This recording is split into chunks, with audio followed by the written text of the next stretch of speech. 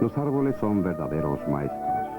De ellos pueden aprender mucho los arquitectos, los ingenieros civiles y de otras especialidades, los planificadores del tráfico, los químicos y los expertos astronáuticos.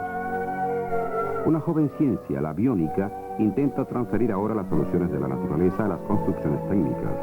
No en vano, en el antiquísimo laboratorio de la evolución, los seres vivos deben acreditarse permanentemente.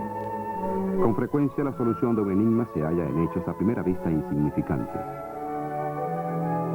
Los pliegues biológicos no son estructuras arbitrarias, sino el resultado de exigencias mecánicas. Se forman preferentemente donde no hay espacio suficiente.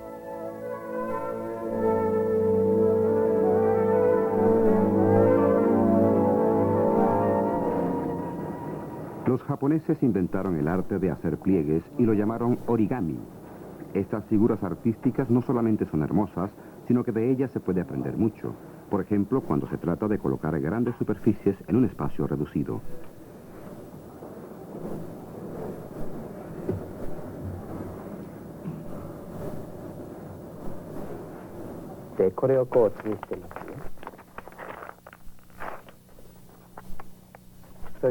Cuando arrugamos un papel, podemos observar algunas formas típicas. Por ejemplo, 3 pliegues hacia arriba y 1 hacia abajo.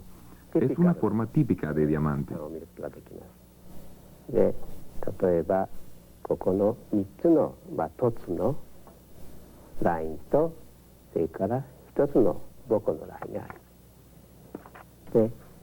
La forma de diamante aparece con absoluta regularidad en varias partes de la hoja arrugada.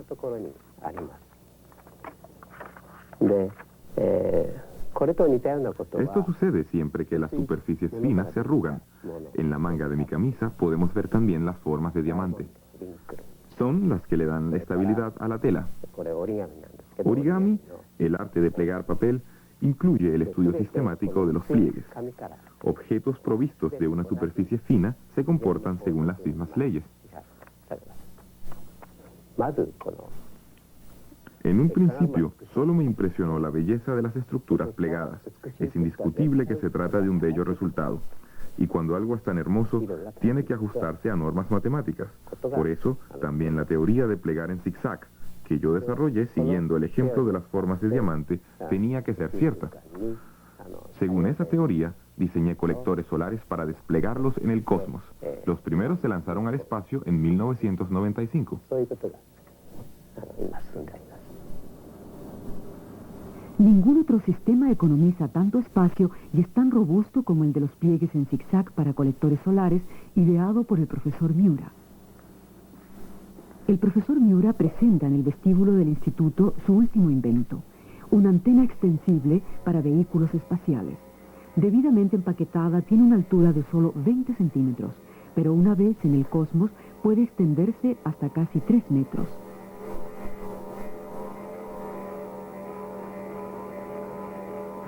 El profesor Miura se inspira en las plantas para realizar sus proyectos.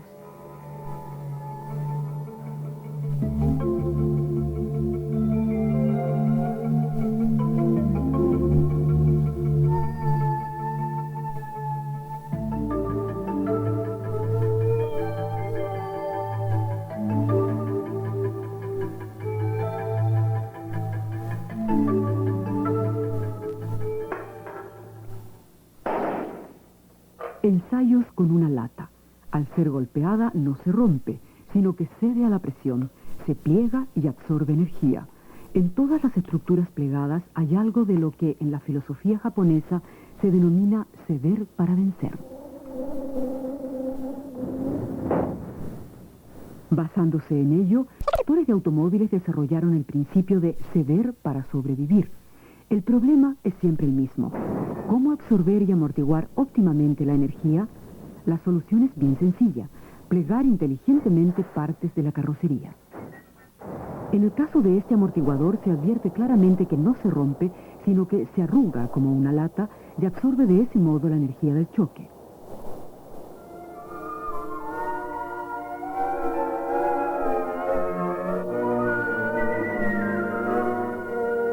Las hojas no solo están plegadas genialmente, sino que cada una de sus células constituye una instalación compleja. El contenido acuoso está envuelto por una membrana suave y flexible. Su estructura es tan simple como la de una pompa de jabón, pero el principio de construcción tiene una antigüedad de miles de millones de años. Los radiolarios son unos protozoos microscópicos que refuerzan su envoltura exterior por medio de un esqueleto de sílice. La estructura afiligranada de estos microorganismos unicelulares es tan hermosa como estable.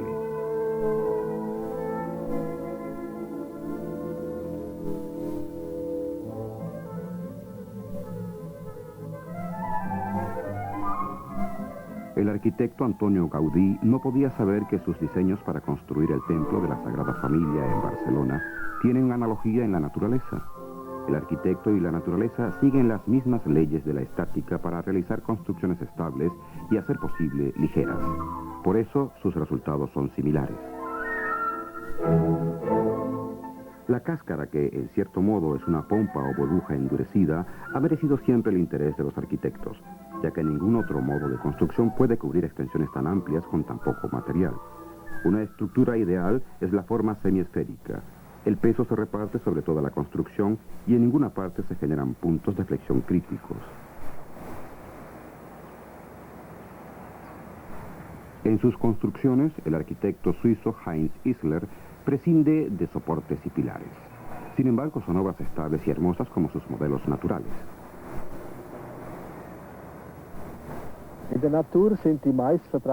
En la naturaleza, las construcciones más frecuentes tienen forma de cáscara. Son cuerpos ovalados que, gracias a su curvatura, alcanzan un grado máximo de solidez y resistencia. Tomemos, por ejemplo, el caparazón del caracol, la cáscara de la nuez o las valvas de los moluscos, que son muy finas, pero que, gracias a sus formas, ofrecen una solidez y una protección óptimas.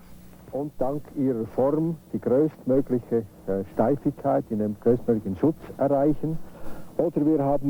También disponemos de materias blandas como las de los hongos, con una riqueza increíble de formas, o las de los pétalos y la mayoría de las hojas comunes, que son construcciones en forma de cáscara. Heinz Isler mantiene desde su niñez vínculos íntimos y directos con la naturaleza. En todos sus proyectos tiene bien presente que las leyes naturales determinan nuestro entorno y que de ellas se derivan todas las formas que conocemos. En su jardín casi silvestre, el arquitecto suizo encuentra estímulos e ideas para sus proyectos. Aquí podemos contemplar algunos de sus viejos modelos que él sometió a pruebas estáticas y de resistencia.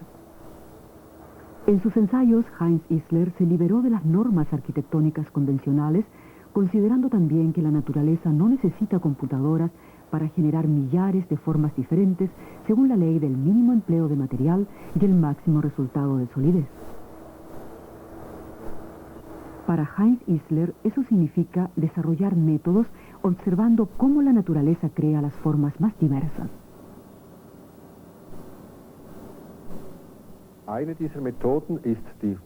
Uno de los métodos es el de la membrana colgante o suspendida. Aquí vemos un paño que cuelga de 4 puntos y que automáticamente adopta siempre la misma forma.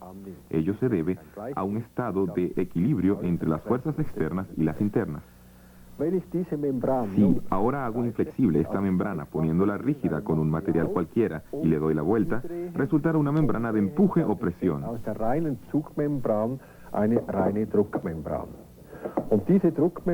Esta membrana se puede variar según se desee. Aquí tenemos 4 puntos de apoyo, pero igualmente podemos elegir 3 o 5, etc.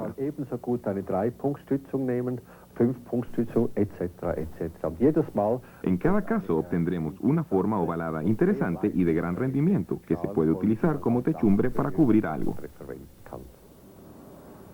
Heinz Isler se considera pionero de las construcciones en formas combadas. Para él, la arquitectura es el tradicional campo de aplicación de las formas biológicas y la cáscara constituye la vivienda más antigua y más natural. Tiene la esperanza de que en la arquitectura las formas combadas reemplazarán en el futuro las rectilíneas y rígidas, construyéndose en todas partes casas en las que el ser humano se pueda sentir nuevamente satisfecho y seguro.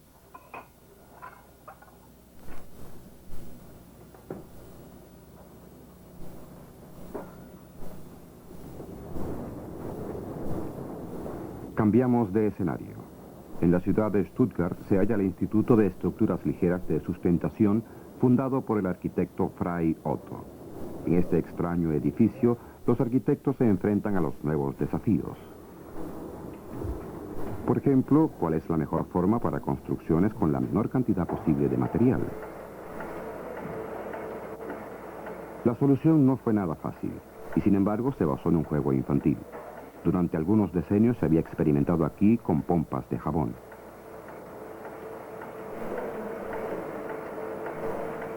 Las finísimas cápsulas que en todos los colores del arco iris se van generando entre los alambres adquieren siempre una forma ideal.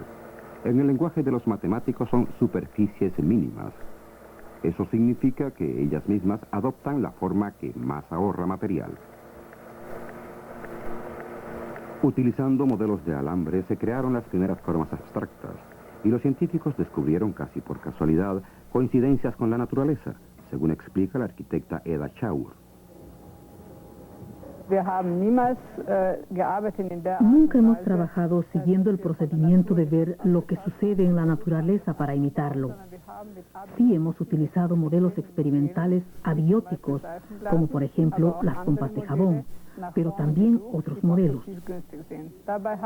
Buscando formas favorables para la construcción, descubrimos que muchísimas de ellas presentan innumerables variaciones y que al mismo tiempo todo el proceso discurre según leyes perfectamente determinadas.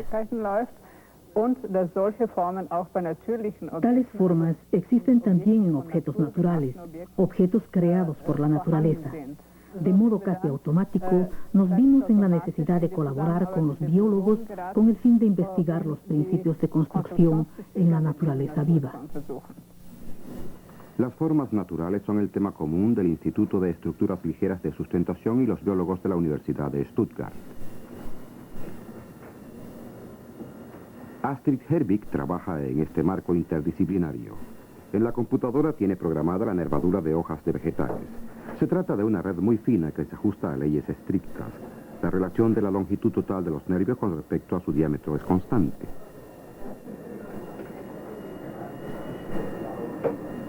Los pequeños nervios se separan formando siempre el mismo ángulo. Ello garantiza el abastecimiento óptimo de la hoja con agua y el transporte de las sustancias nutritivas. Los procesos de formación o de autoformación, como aparecen en las hojas, existen también en otros materiales completamente diferentes y en la naturaleza inanimada. En los procesos de fisuras en el suelo se ven igualmente estructuras que se forman según determinadas leyes o que surgen por sí mismas. Yo personalmente me ocupo de estas hojas, o mejor dicho, de las formas en las plantas después de haber estudiado como escultora las características de materiales. Antes trabajaba con arcilla y hacía también esculturas de madera.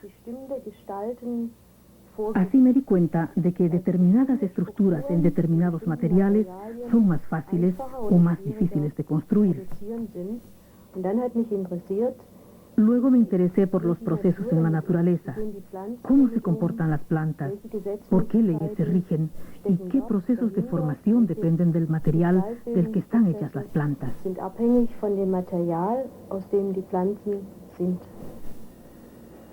El principio de construcción de los nervios de una hoja consiste en garantizar, con la menor ramificación posible, el abastecimiento óptimo de las mismas, incluidas las células más alejadas de sus nervios. En este abastecimiento no debe haber atascos. En sus investigaciones, los biólogos de Stuttgart descubrieron que los métodos desarrollados para estudiar la nervadura de la hoja les pueden ser útiles también a los urbanistas. Una pequeña ciudad en la comarca italiana de Apulia sirvió de modelo para un ensayo interdisciplinario. En la vista aérea se perciben claramente la vieja muralla y la red de calles de la ciudad. La computadora calcula los enlaces más cortos. El espesor indica la frecuencia de un camino como parte del enlace más corto. Los caminos más cortos conducen siempre a través de las calles más angostas de la ciudad. Esta imagen nos muestra la frecuencia con que realmente se recorre un determinado camino. Los de la periferia se utilizan con más frecuencia. No constituyen el enlace más corto, pero sí el más rápido. El acceso a la red de comunicaciones es también importante para el emplazamiento de industrias. Fácilmente pueden reconocerse los puntos situados lejos de las principales vías de tránsito.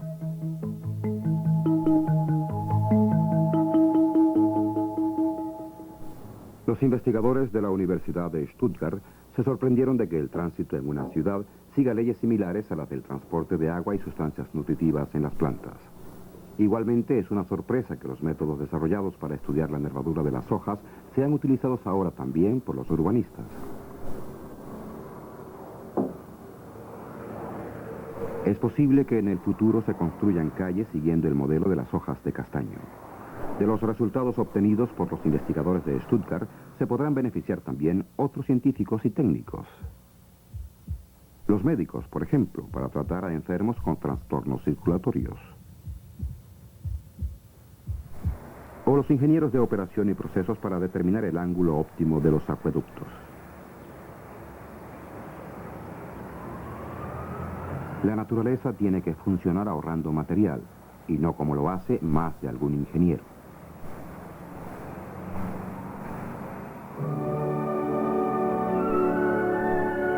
Los árboles superan en estabilidad a construcciones técnicas como una torre de televisión, por ejemplo, pero también las aventajan y con mucho en elasticidad. Las finas cañas de los cereales nos muestran la genial estructura de la naturaleza. Su envoltura está reforzada con celulosa y cada célula consta de varias capas de finísimos elementos de fibras. Entre las armazones de celulosa hay una sustancia de madera llamada lignina. Es el modelo de tejedura de la naturaleza probado con éxito durante millones de años.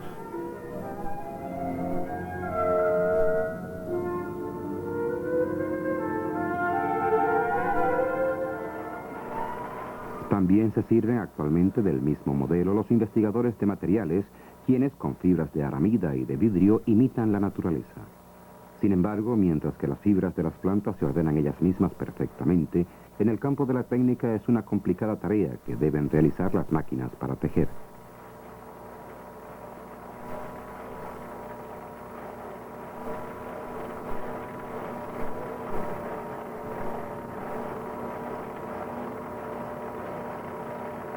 En el Centro de Materiales Compuestos de la Universidad de Delaware, en Estados Unidos, trabaja desde hace 11 años el científico alemán Karl Steiner. Para unir los materiales compuestos son necesarias temperaturas extremas de hasta 200 grados bajo cero y más de 900 grados sobre cero. Los científicos no pueden hacer nada a una temperatura ambiente como en la naturaleza.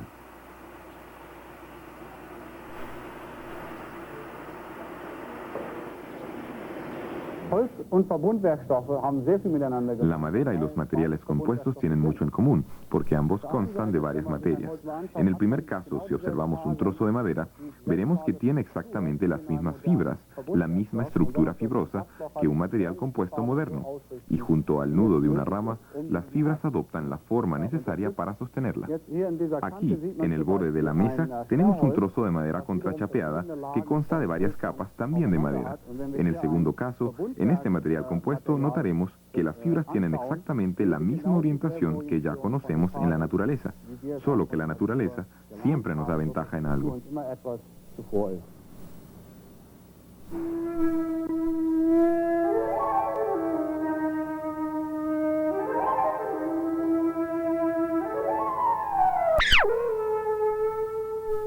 En la naturaleza no se estilan las fanfarronadas, en ella impera el crecimiento inteligente.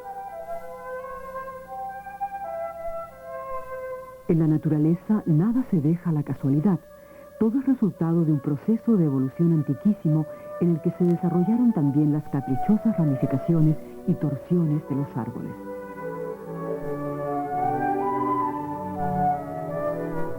Pero, ¿qué criterios siguen los árboles para optimar su forma y por qué falla a veces su construcción?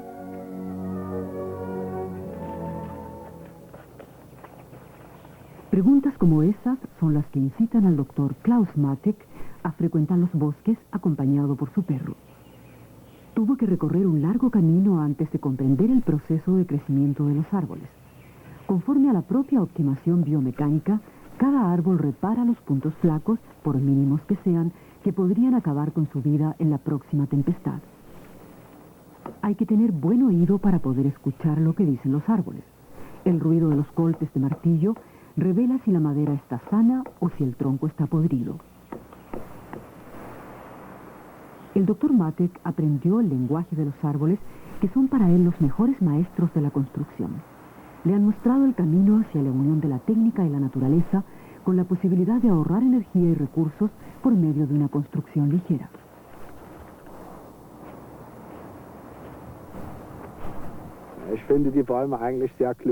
Me parece que los árboles son muy listos. Así lo hemos podido constatar a lo largo de los últimos 7 u 8 años. Son capaces de optimar su forma de una manera extraordinaria.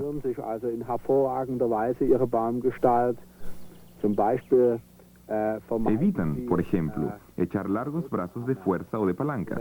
Cuando un árbol ha tenido que inclinarse por efecto del viento, se endereza otra vez por medio de madera de reacción para que el centro de gravedad se desplace sobre las raíces.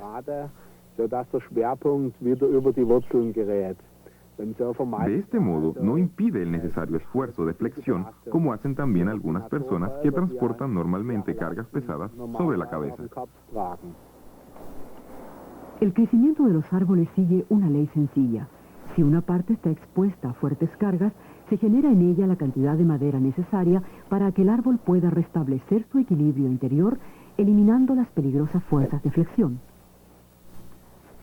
También las partes enfermas se curan y fortalecen mediante un crecimiento inteligente. El doctor Matek es capaz de leer muchas informaciones en una muestra de madera.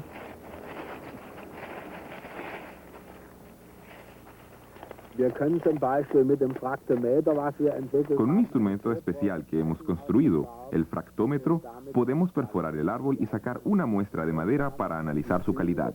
También podemos evaluar la naturaleza psíquica del árbol. Si en un ejemplar hueco hay, por ejemplo, algo podrido y se trata de un árbol que quiere vivir y que tiene energías para sobrevivir, producirá junto al hueco podrido madera de mejor calidad y de mayor solidez.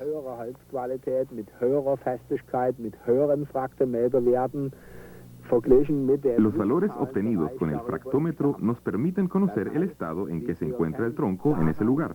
En cierto modo nos enteramos de si el árbol quiere vivir o no. El árbol que tiene madera de mala calidad junto al hueco podrido ya se resignó. Le da igual morirse. El doctor Matek no se ha limitado a estudiar el lenguaje corporal de los árboles, sino que también se inspiró en ellos para construir componentes de máquinas.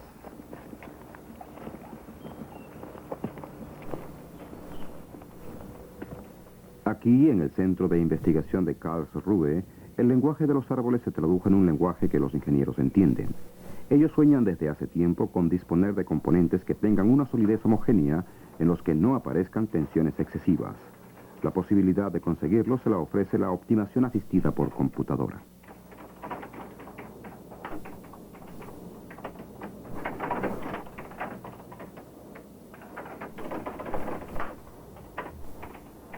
Ahora los componentes de máquinas crecen en la computadora.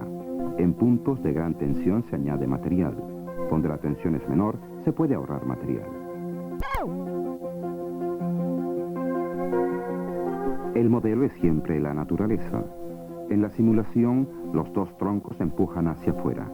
En los lugares amarillos y rojos aparecen altas tensiones que el árbol refuerza mediante el crecimiento.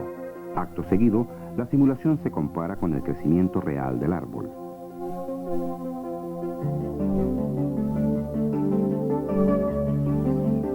En la computadora se puede calcular también en qué lugares se quebrarán los árboles. Estos no se quiebran de una vez, sino que lo hacen a plazos. Antes de romperse un tronco, se forma una grieta que actúa como una válvula de escape para la alta presión del tronco restante.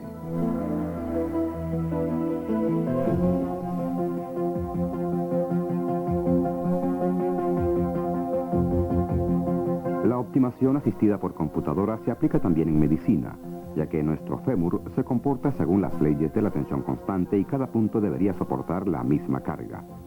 La imagen de la derecha muestra cómo sería el hueso del muslo si no estuviera apoyado por tendones y músculos.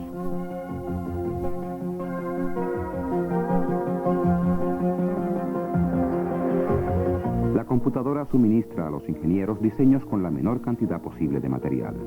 Cuanto menor sea el peso que deba soportar este puente, tanto menor será también el número de soportes afiligranados.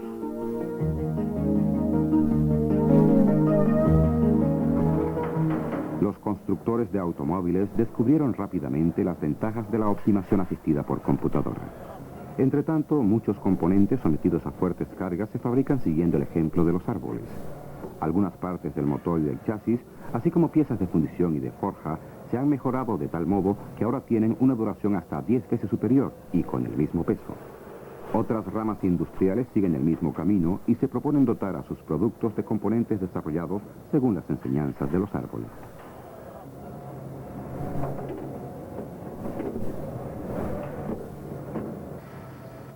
Mientras que en fábricas y talleres todavía es necesario soldar, troquelar y estampar, en la naturaleza, por el contrario, las hojas, las ramas y los árboles adoptan de por sí la forma óptima y ocupan el lugar más apropiado para su desarrollo.